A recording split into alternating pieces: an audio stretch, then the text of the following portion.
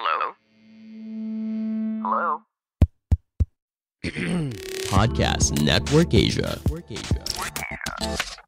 Lisir wangi sliramu tumaking sirno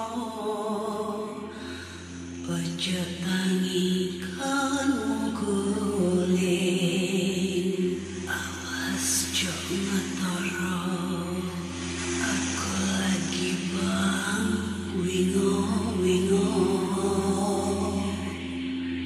yen setan kang tak putusi dadya sembarang ojo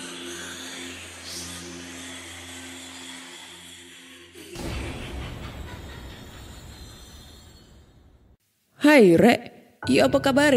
Ketemu lagi dengan aku si Ana di podcast kisah horor.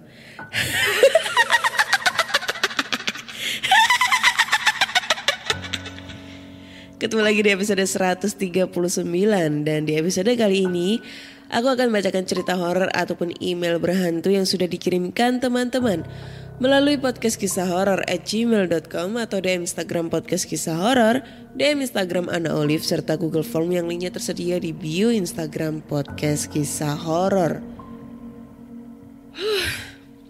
Sorry banget ya, seharusnya hari Kamis kemarin itu jadwalnya aku up episode terbaru. Banyak banget yang DM, kok nggak ada episode terbaru kak, nggak ada yang nemenin waktu kerja nih dan bla bla bla bla. Kemarin sempet nggak enak badan ya guys, jadi 2 hari berturut-turut pulang kerja itu kehujanan terus, sehingga ngebuat flu, batuk, terus ditambah aku juga sering minum es gitu kan, akhirnya serak. Ngomong juga gak bisa. Tapi alhamdulillah sekarang udah mendingan nih suaranya, tinggal bindeng doang nih. Pilek kan, lagi flu itu akhirnya suaranya jadi sengau gitu. Sengau ya, bukan sange ya. Kayak gitu, jadi belum bisa up episode terbaru gitu. Ntar dulu. Terus karena podcast kisah horor sekarang udah bisa didengerin di Noise dan di Noise tersendiri juga bisa nih, kalian bisa komen-komen ya, komen-komen cerita-cerita podcast kisah horor terbaru nih. Mau yang hujat nih cerita, mau hujat apapun terserah. Jadi ini bisa dibuat komen gitu. Nah, aku pengen baca ini komentar dari teman-teman pendengar podcast kisah horor di Noise. Di episode terakhir ya, 138, ada 2 komentar nih. Yang pertama, ini pengisi suaranya on the spot ya. Ini on the spot kayak gimana gitu, pengisi suara on the spot gitu. Kan suaranya dia bagus banget gitu loh, berasa kayak nonton berita. Kalau gua kan suaranya suara cempreng gitu, nggak lucu gitu ya. Terus yang kedua ini, gara-gara podcasternya suka curhat, yang ngirim cerita ngikut curhat, hahaha. Nah ini aku mau ngejelasinnya. Ya mau gimana ya, ini kan podcast kisah horor. Horor itu ada bermacam-macam. Ada horor ketemu setan, ada horor ketemu mantan, ada horor diputusin, ada horor ditinggal pas sayang-sayangnya, ada horor juga pas waktu makan bareng sama doi disuruh bayar, doinya minggat kemana gitu ya. Itu horor banget bagi aku. Jadi kalau misalnya aku di opening itu aku selak-selak curhat ya tentang mantan, itu termasuk cerita horor bagi aku, paling horor banget buat aku gitu kan. Jadi ya bebas dong mau cerita horor apa aja, yang penting temanya horor gitu. Jadi buat kalian semua pengen cerita-cerita tentang horor tentang mantan, silahkan kirim aja, nggak apa-apa, bebas kitanya mah ya. Nah, berhubung di Noise sekarang udah bisa ngedengerin dan sekalian bisa komen-komen. Nah, jangan lupa download aplikasi Noise, terus dengerin podcast kisah horor di Noise. Tuh Noise, gue ngiklanin aplikasi kamu ya. Wih, jangan lupa kontrak kerjasama. Gak lucu anjing. Oke, Sebelum aku mau bacain cerita, aku mau minta maaf banget ya kalau misalnya di episode kali ini suaranya agak sedikit kurang enak banget, sengau banget. Jadi mungkin agak kurang jelas. Terus di satu sisi lain mungkin aku bakal sedikit lebih banyak sedikit lebih banyak. Ya bukan sedikit dong itu. Mungkin aku lebih sering ambil nafas, tarik nafas panjang terus agak sedikit jeda-jeda ya karena ngap banget sumpah. Gak enak banget kalau pilek itu. Terus Oke, cerita pertama ini datang dari email. Ini datangnya dari Cuman Project. Wah, Mas Cuman Project ini udah berapa kali nih ya, kesekian kalinya dia kirim cerita ke podcast kisah horor. Dan emang ceritanya ini gak ngebosenin dan gak mengecewakan juga horornya ya. Judulnya adalah Banaspati. Halo, saya Cuman Project. Selamat malam Kak Ana. Semoga pembaca sekalian masih tetap cerah di malam yang kelabu ini. Kali ini saya mau cerita tentang pengalaman di kampung halaman ayah saya di daerah Kadupandak, Cianjur. Langsung saja. Jadi ayah saya ini tumbuh di lingkungan petani di daerah Cianjur sana. Boleh dibilang kawasan pedesaan gitulah. Ini kisah zaman ayah saya masih muda. Daerah tempat ayah saya tinggal ini boleh dibilang memang cukup terpencil. Jarak antara desa terpisah satu sama lain oleh sawah berhektar-hektar luasnya. Sedangkan antar rumah kerap terpisah kebun dan tegalan, termasuk rumah ayah saya. Lebih tepatnya rumah nenek saya. Rumah nenek saya ini letaknya di tengah kebun. Ada banyak pohon di pelataran rumah nenek. Mulai dari manggis, mangga, jambu, sampai yang paling banyak pohon kelapa. Nah, zaman dulu luasnya kebun tidak berbanding dengan penerangan. Kalau malam tiba, suasana langsung gelap seketika. Maklum, waktu itu belum banyak yang kuat pasang listrik. Alhasil penerangan di rumah-rumah warga murni mengandalkan lampu minyak dan petromak. Nenek saya selalu mengingatkan anak-anaknya supaya gak keluar kalau sudah gelap. Kebun dan sawah yang luas bisa menjadi tempat berbahaya. Hanya mereka yang sudah dewasa yang boleh keluar malam-malam. Itu pun kalau tidak ke sawah. Ke tempat buyut paling ya ke musola aja. Konon katanya saat itu memang banyak fenomena mistis yang sering terjadi di kebun atau persawahan. Pernah pada suatu malam ada tetangga yang berniat ingin mencuri kelapa di kebun. Namun bukannya memperoleh hasil, ia malah ditemukan sedang teriak-teriak ketakutan. Usut punya usut, menurut pengakuan dia, ternyata dia melihat kepala banteng dengan mata merah menyala. Tanpa badan, mengejar dia memutari kebun. Kejadian semacam ini terjadi bukan hanya sekali, namun berkali-kali. Utamanya ketika ada pencuri yang ingin mencuri sesuatu di kebun. Ada yang bilang bahwa setiap kebun memang punya penunggu sendiri-sendiri. Nah, tentang mistisnya kebun dan persawahan ini, ayah saya dulu pernah mengalami kejadian yang mungkin sampai sekarang bakal terus ia kenang. Jadi, zaman dulu, anak-anak remaja di desa, termasuk ayah saya, selalu kebagian tugas mengairi sawah ketika malam hari. Tugasnya sebenarnya mudah, mengikuti jadwal gilir pompa air untuk mengairi petak sawah, lalu menyerahkan ke pemilik petak sawah untuk giliran selanjutnya.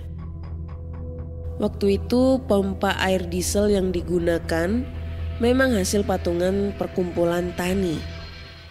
tapi penggunaannya dijadwal dan diatur biar adil dan semua kebagian jatah.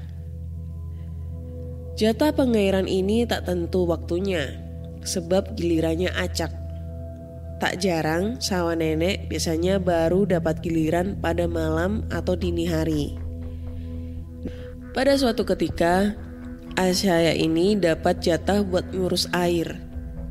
Sialnya ia ketiduran sampai lumayan larut, sehingga sampai di sawah ia tidak sempat bertemu dengan pemilik petak sawah sebelah yang menggunakan pompa sebelumnya. Karena ayah saya datang terlambat, maka oleh si pemilik sawah pompa air yang akan digunakan diletakkan saja di dekat pematang sawah. Sampai di sawah, tanpa buang banyak waktu, ayah saya segera beraksi. Berbekal obor sebagai penerangan, ayah saya langsung menata pompa dan pipa ke petak sawah nenek. Sementara pipa satunya disalurkan ke parit irigasi. Tentu saja ayah saya melakukan kesibukannya dalam suasana yang sepi. Setelah pompa menyala, biasanya butuh waktu 1-2 jam hingga sawah terairi dengan baik. Untuk menunggu waktu tersebut, ayah saya biasanya berkeliling mengecek pematang sawah. Tapi karena malam itu hawa begitu dingin, ayah saya jadinya cuma duduk di samping mesin pompa. Tak berapa lama dari jarak kejauhan, terlihat ada api obor mendekat. Ayah saya mengira itu adalah pemilik petak berikutnya yang mau ambil jatah pompa. Maklum musim kemarau, rebutan jatah pompa sudah menjadi hal yang biasa. Ayah saya jadi agak sebal sebab sawahnya belum terairi dengan baik. Jam giliran juga belum selesai. Si pemilik sawah sudah datang duluan. Ayah saya pun langsung siap-siap mau menegur. Tapi yang terjadi kemudian justru membuat ayah saya lari pontang-panting pulang ke rumah dan meninggalkan pompa dalam keadaan tetap menyala. Cahaya yang mendekat itu ternyata bukan cahaya obor, melainkan semacam banaspati atau hantu api. Yang lebih membuat seram adalah di sebelahnya ada pocong yang ikut melompat-lompat mendekat berbarengan. Waktu ayah saya lari, banaspati dan pocong tersebut mengejar ayah saya dengan kecepatan yang juga makin cepat. Ayah saya sudah gak peduli lagi dengan permukaan sawah atau pematang yang mungkin licin atau penuh dengan bekas babatan tanaman yang berpotensi bikin kaki luka. Yang ia tahu hanyalah ia harus segera sampai di rumah. Ketika ayah saya sampai di rumah dengan selamat, walau tentu saja dengan dada dan nafas yang bergejolak terengah-engah, nenek saya pun terbangun. "Ada apa, Encep?" Encep artinya anak lelaki pertama dalam bahasa Sunda. Ayah menunjuk keluar sembari berbicara. Bah, banaspati, Bu." "Ih, sama pocong. Di luar tuh ngejar Encep, Bu." Nenek saya pun keluar sambil membawa sapu lidi. Hus, pulang sana. Ini anak saya. Saya suruh buat nyalain pompa air. Jangan ganggu, Hus. Kalau masih di sini saya bikin gosong kamu." Ayah saya pun melihat nenek membaca ayat kursi. Tak lama banaspati pun hilang. Dari sini nenek membangunkan adik ayah saya untuk menemani ayah saya ke sawah lagi. Nenek berkata, "Sekarang sana ke sawah lagi. Ibu doain dari rumah. Sekarang sudah aman. Kalau ada firasat buruk, ibu langsung samperin kalian berdua." Ayah saya dan adiknya berangkat ke sawah lagi. Dan sialnya ayah saya dan adik ayah saya melihat banaspati itu berada pas di atas pompa air. Menurut ayah saya itu sekitar jam 1 malam. ayah saya tak berani untuk mendekati pompa air tersebut. Ayah saya pun berbicara dalam hati, "Bu, tolongin Encep, Bu. Ya Allah, gimana ini?" Seketika ibu saya datang ke sawah selang setengah jam. Tutur ayah saya, "Ibu menjinakkan jin Banaspati itu." Kata ayah saya, nenek berkata, "Kalau kamu masih di sini terus, saya Islamkan kamu." Seketika api berubah menjadi biru dan hilang. Ternyata usut punya usut, nenek saya mengislamkan jin itu. Kata nenek, jin itu namanya jin Syahsyir, yang sekarang menjaga sekeluarga dan turunannya. Saya pun bertanya kepada adik ayah saya dan beliau mengiyakan, karena dia sendiri yang melihat Banaspati itu menjadi biru dalam beberapa detik. Kejadian itu waktu ayah saya berumuran sekitar 16 tahunan. Belakangan baru diketahui bahwa ternyata hampir semua yang jaga pompa malam hari pernah diganggu dengan penampakan yang sama. Terima kasih Kak Ana sudah membacakan ceritanya. Ini saya langsung menanyakan kepada ayah saya dan adiknya, serta nenek saya secara langsung. Sehat-sehat Kak Ana, banyak-banyak minum vitamin. Maaf kalau ceritanya kurang seram, belibet dan kepanjangan. Sekali lagi terima kasih. Nanti saya kirim cerita berikutnya. Wassalamualaikum. Wah, langsung batuk gua. Waalaikumsalam ya Kak Cumen. Aduh, banyak banget sih lu kirim cerita. Gua harus ngasih apresiasi apa ini ya. Bingung jadinya. Tapi ya, thank you banget Kak Cumen, emang the best banget sih. Di saat aku butuh cerita karena stok cerita habis, Kak Cumen jadi penyelamatku. Ini lucu ya. Lucunya adalah Banaspatinya berubah jadi blue gas, ya kan? Berubah menjadi api biru yang biasa kita sebut blue gas. Kalau di tempat saya pakainya gas alam. Gak tahu jadi biru atau merah gitu. Keren nih. Banaspatinya udah bertransformasi menjadi ini blue gas. Tapi kalau bisa dikata ya, kalau setauku sih kalau ada sosok Banaspati ya ini ya, Banaspati kan biasanya seperti bola api yang melayang gitu. Itu bisa jadi kalau zaman dulu sih di desaku itu lebih tepatnya ada orang nakal lah ya, bisa dibilang dukun yang ngirim santet ke korbannya. Nah itu kalau di zaman nenekku, di zaman bapakku dulu, kalau kita ngelihat bola melayang itu katanya santet, itu yang dikirim ke korbannya. Kalau misalnya ada orang yang maksudnya itu bukan korbannya, tiba-tiba ngelihat bola api tersebut bakal nggak ibaratnya itu bakal nggak nyampe ke korbannya, ke sasarannya kayak gitu. Pokoknya kalau ditahu orang itu bola, itu Banaspati, itu kirimannya itu nggak nyampe, bakal belok kemana gitu, kayak gitu. Itu satu. Nah yang kedua bisa jadi Banaspati dan pocong tersebut adalah emang penjaga gitu di sawah-sawah tetangganya Kak Cumen nih ya. Karena kan banyak banget tuh yang kemarin-kemarin tuh ngirim cerita. Jadi setiap keluarganya atau neneknya atau siapapun tetangganya yang punya kebun ditakut-takutin di kebun gitu kan, di kebun buah kayak sawah kayak atau apa itu ya, pokoknya yang gudang atau semacam apapun itu yang mungkin kepemilikan tapi memang jarang dijaga sama orang. Itu emang biasanya sengaja ditaruh sosok makhluk goib gitu di situ yang fungsinya menjaga lokasi tersebut agar pada saat ada orang nakal nih yang bermaksud untuk mencuri itu ditakut-takutin dengan sosok tersebut sehingga si pencurinya itu nggak jadi mencuri kayak gitu. Ini biasanya sih sering banget nih yang kirim cerita kayak gini, udah banyak banget.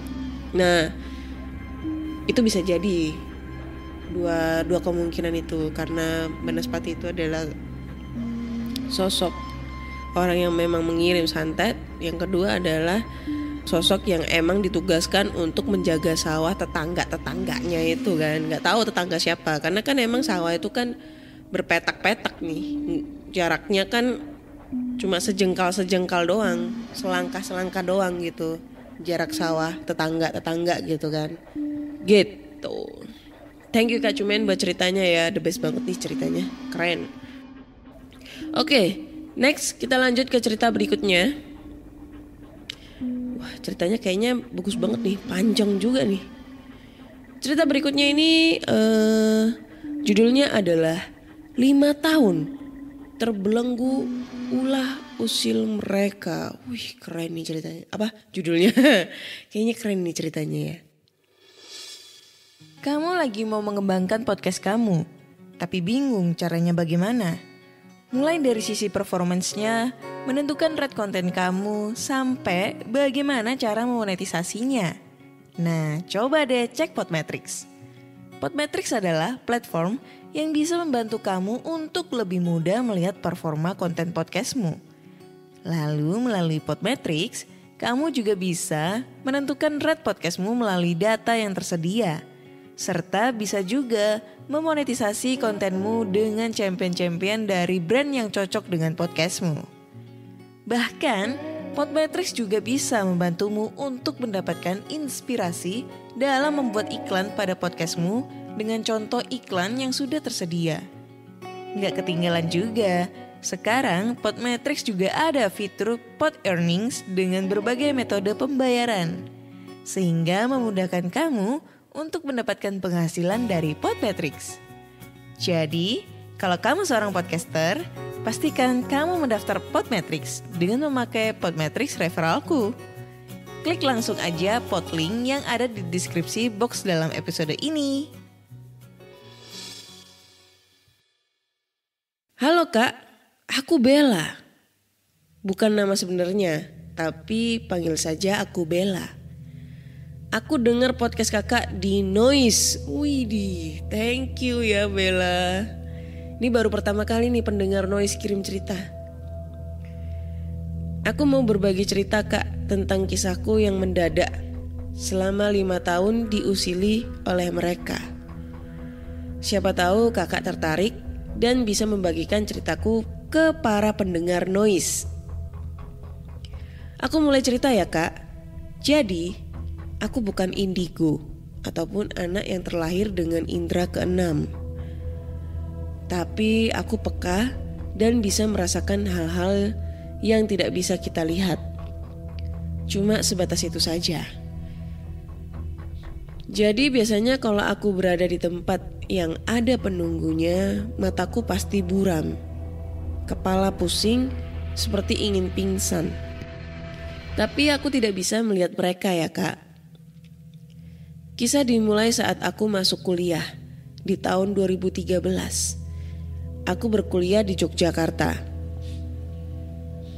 Selama 6 bulan pertama berkuliah, aku tinggal di rumah budeku di daerah Maguwo Harjo. Aku berkuliah di salah satu universitas di sana. Dari awal tinggal di rumah budeku, aku merasa seperti diganggu. Pernah suatu sore menjelang maghrib, keluarga budeku mendadak diributkan oleh aduanku, di mana kamar yang kutempati berbau anyir darah yang cukup busuk, seperti bau darah haid wanita. Padahal saat itu aku tidak tengah haid.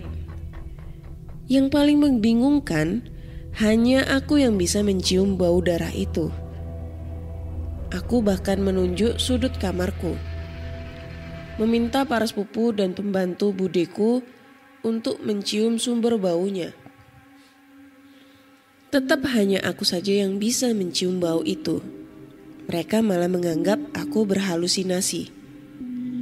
Lalu, pernah di lain waktu, aku berada sendirian di rumah budeku, di mana pada waktu itu bude dan anak-anaknya tengah pergi ke bandara untuk menjemput Pak Deku yang baru pulang dari Jakarta.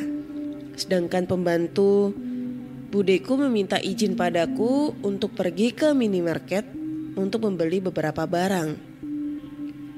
Lalu pada saat mandi, Kejadian di waktu maghrib juga. Aku mendengar suara kran toren seperti diputar. Toren berada di ruang cuci, dekat dengan kamar mandi. Jadi sangat jelas bunyinya. Saat itu kupikir budeku atau pembantunya sudah pulang. Ternyata tidak, Kak. Aku memang sendirian. Aku pun bercerita pada mereka setelah mereka pulang. Lagi-lagi mereka menganggapku berhalusinasi. Masih di waktu maghrib, di hari yang berbeda. Saat itu aku tengah makan malam sendirian di lantai 1. Aku hanya bersama kakek dan sepupuku yang masih SMP. Rumah budeku memiliki 3 kamar di lantai 1 dan 5 kamar di lantai 2. Saat tengah makan malam sendirian, tiba-tiba aku melihat kenop pintu salah satu kamar bergerak turun seperti ada yang meraihnya. Kupikir itu sepupuku sedang berada di dalam kamar itu. Karena kakekku sedang sholat di masjid. Aku tenang-tenang saja dan memutuskan untuk makan. Setelah selesai, aku segera naik ke lantai 2 karena kamarku ada di sana. Ternyata, sedari tadi sepupuku ada di lantai 2. Dia sama sekali tidak ke kamar itu.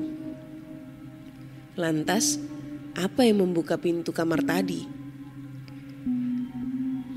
Aku pun bercerita pada pembantu budeku. Dia percaya padaku, tidak menganggapku berhalusinasi karena pembantu budeku bercerita. Pernah suatu kali di pagi hari, ia bermaksud membersihkan rumah. Saat menuruni tangga dan melihat ke kamar itu, ada sosok wanita duduk di tepi ranjang. Membelakanginya, sedang menyisir rambut panjangnya. Pembantuku memilih untuk pura-pura tidak melihat karena keluarga budeku tidak percaya dengan keberadaan makhluk itu. Aku hanya bisa bercerita dengan pembantu budeku. Tahun 2014, aku memutuskan untuk ngekos dan keluar dari rumah budeku. Kosku lumayan besar, 3 lantai dengan fasilitas kamar mandi dalam di tiap kamarnya. Suatu hari teman SMA ku yang berkuliah sama-sama di Yogyakarta datang. Dia berniat menginap semalam di kosku. Dia bercerita, dia tidak bisa tidur. Saat kutanya alasannya, dia memberitahuku bahwa selama semalaman ia mendengar derap langkah kaki di depan kamar. Kamarku berada di ujung lorong sehingga tidak mungkin dilewati oleh penghuni kos lainnya. Kemudian di antara jam 2 atau 3-an, dia mendengar suara kran kamar mandi kamarku berbunyi seperti ada yang sedang mandi. Temanku memutuskan untuk tetap tidur. Belum berhenti sampai di situ. Dia juga mendengar suara ranjangku yang terbuat dari kayu seperti diketuk-ketuk oleh sesuatu. Anehnya, aku tidak mendengar semua itu. Hanya temanku yang mendengar. Masih di tahun yang sama, malam itu jam 8 malam, ada acara kampus. Karena kami masih mahasiswa baru, sehingga banyak rangkaian acara berkelanjutan dari ospek. Saat itu aku berada di lantai dasar gedung program studiku. Aku berniat menuju lantai 3 melalui tangga. Aku sendirian menaiki tangga dengan lampu yang tidak terlalu terang. Saat sampai di persimpangan tangga antara lantai dasar dan lantai 1, temanku, sebut saja Apit, muncul dan menyapaku dengan sangat ramah. Aku cukup terkejut karena selama ini Apit tidak pernah menyapaku. Aku pun tidak mau membalas sapaannya. Apit pun turun ke lantai dasar dan aku melanjutkan naik ke lantai 2 karena tujuanku di lantai 3. Di persimpangan tangga antara lantai 1 dan lantai 2, lagi-lagi aku bertemu Apit. Dia diam saja dan sama sekali tidak menyapaku. Dia bersama teman-temannya menuruni tangga menuju lantai 1. Aku tertegun dan bingung. Bagaimana bisa aku bertemu dua Apit dalam waktu yang berbeda, beberapa detik saja. Lalu, yang mana Apit yang sebenarnya? Sebenarnya ada banyak cerita, Kak. Cerita-cerita ini yang kualami secara langsung. Gangguan-gangguan ini baru berakhir di tahun 2019 lalu.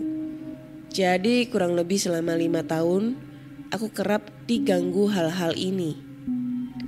Ada salah satunya di 2018. Aku melihat kepala terbang di kamar mes tempatku menginap selama dinas kerja. Wajahnya seperti terbakar tanpa tubuh, hanya leher saja. Jika kakak tertarik oleh ceritaku, bisa kakak balas pesanku ya kak. Dengan senang hati aku ceritakan semua runtutan gangguan ini sampai bagaimana akhirnya aku berhenti diusili oleh mereka. Terima kasih sudah membaca pesanku kak. Oke, thank you Bella buat ceritanya ya. Aduh ya tertarik banget lah gue untuk ngedengerin cerita selanjutnya ya. Jangan lupa kirim ceritanya ke podcastkisahhoror@gmail.com. Aduh pindeng. Ya ditunggu ceritanya selanjutnya ya Bella ya. Aduh gue apresiasi banget nih karena ternyata Bella adalah salah satu pendengar noise yang kirim cerita ke podcast kisah horor. Karena selama ini biasanya kita dapat cerita dari pendengar di Spotify ya. Tapi ini Bella dari noise. Thank you Bella buat apresiasinya ya. Gue gak bisa ngomong dengan gak bisa berkata apa-apa gitu loh. Bangga banget dengan diri aku sendiri. Itu ya kalau aku bisa jelaskan mungkin ya, namanya manusia itu kan ada setiap manusia lah.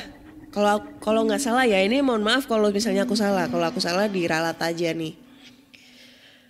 Setiap manusia itu punya kepekaan sendiri-sendiri, atau bisa dibilang setiap manusia itu punya indera keenam.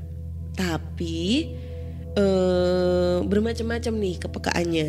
Ada yang diasah, ada yang tidak diasah. Ada yang udah terlihat, maksudnya udah terlihatnya ini udah sekelebat-sekelebat. Nah itu kalau misalnya kalian asah itu dengan ya nggak tahu asahnya dengan cara kayak gimana, nanti kalian bisa melihat secara langsung nih, secara live, face to face, eye to eye gitu kan. Terus ada juga yang bisa berkomunikasi nih kayak gitu. Ya bisa dibilang indigo kayak. Tapi kalau indigo setauku dia bisa melihat residual energi pada saat lampau gitu. Lampau sama masa depan deh kayaknya yang aku tahu itu ya. Ya kalau nggak salah gue pernah tahu dari siapa ya, dari Philo kayaknya. Philo Sebastian itu ya. Ya namanya Philo ya, Philo Sebastian. Kak Philo. Jadi aku pernah dengar dia di salah satu channel YouTube yaitu videonya itu kalau dia bilang kalau indigo itu bisa dibilang dia bisa ngelihat kejadian lampau dan kejadian masa datang gitu, mendatang. Jadi misalnya nih ketemu orang, jepret, wah kedepannya ini dia bakal matinya begini, lu bentar lagi bakal mati kayak gitu. Ibaratnya bisa meramal gitu masa depan kayak Mbak Yu gitu ya, almarhum Mbak Yu. Nah itu bisa dibilang indigo. Tapi kalau misalnya kayak Bella gini, ini bisa dibilang sixth sense-nya dia itu agak sedikit terbuka gitu. Jadi dia bisa ngelihat sosok-sosok walaupun mungkin tidak begitu jelas, tapi setidaknya dia bisa peka gitu dengan hal-hal apapun. Contoh kayak gue itu sebenarnya nggak bisa ngelihat apapun, tapi gue itu pengen banget rasanya pengen ngelihat. Cuma kalau disuruh ngerasain, wah kayaknya di sana tuh kayak ada orang deh atau apa. Nah itu bisa, semua orang pasti bisa ngedengar suara-suara kayak kemarin kan seperti cerita-cerita sebelumnya yang udah aku selipin di episode-episode sebelumnya itu kan aku sering diganggu, kayak kemarin di kamarku ada suara ketawa kuntilanak, terus ada suara-suara orang nangis, ada suara-suara kayak benda digeser-geser di luar kamar. Nah, itu salah satu sixth sense aku gitu, kepekaan aku ada gitu, tapi hanya sekedar bisa ngedengar gitu, tapi tidak bisa melihat. Diriku pengen melihat gitu, tapi susah gitu kayaknya ya. Kayak gitu. Jadi mungkin Mbak Bella bisa deh kayaknya diasah lagi kepekaannya supaya banyak cerita, banyak banyak terjadi sesuatu hal yang tidak diinginkan seperti diinginkan dong. Sesuatu hal yang diinginkan seperti ketemu setan-setan yang akhirnya menimbulkan suatu cerita, dan ceritanya bisa dikirim ke podcast kisah horor gitu ya. Supaya aku dapat ide cerita lagi nih, supaya dapat narasumber cerita lagi gitu. Oke, kayaknya gitu aja sih. Thank you Kak Cumen, Kak Bella untuk ceritanya di episode 139 kali ini. Ditunggu untuk cerita-cerita selanjutnya ya kakak-kakak sekalian. Oke, terima kasih semuanya udah ngedengerin podcast kisah horor sampai detik ini ya, sampai di episode 139. So buat kalian semua yang pengen kirim-kirim cerita, punya cerita horor, entah itu pengalaman kalian sendiri, ayah, ibu, kakek, nenek, kakak, adik, pelacur, astagfirullah, pacar, pelakor ya gitu. Tetangga, temen, atau siapapun itu juga, kalian bisa kirim cerita ke podcastkisahhoror@gmail.com atau DM Instagram podcast kisah horor, DM Instagram Ana Olive, serta Google Form yang linknya tersedia di bio Instagram podcast kisah horor. Jangan lupa dengerin podcast kisah horor di Spotify, Google Podcast, Apple Podcast, ataupun di Noise, karena sekarang podcast kisah horor udah bisa didengerin di Noise. Jangan lupa juga follow Instagramnya podcast kisah horor biar bisa swipe up gitu ya. Thank you semua sudah ngedengerin sampai detik ini. Mohon maaf kalau misalnya di episode kali ini agak sedikit terganggu dengan suara aku, agak begitu kurang fit. Semoga esok hari kita semua diberikan kesehatan selalu ya, jaga kesehatannya semuanya. Thank you semua dan bye-bye.